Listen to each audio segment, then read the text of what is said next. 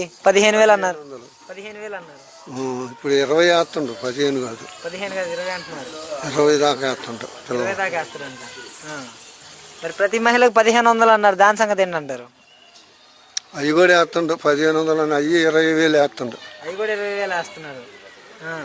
నిజంగానే వేస్తున్నారా? ఏమో. మహిళలకు ఉచిత బస్సు అన్నారు, ఇంక ఉచిత బస్సు సంగతి ఏంటంటారు? అది రోజు డబల్ వేస్తున్నా మా ఊరికి మటుకు. 2 బస్సులు. 2 బస్సులు వస్తున్నాయి. ఇంటి దగ్గరికి వస్తున్నాయి బస్సులు? ఇంటింటికి. ఇంటింటికి బస్సులు వస్తున్నాయి. ఇంకా ఏం దిగులు లేదు. ఇంక దిగులేం లేదు, అన్ని సక్రమంగా వస్తున్నాయి.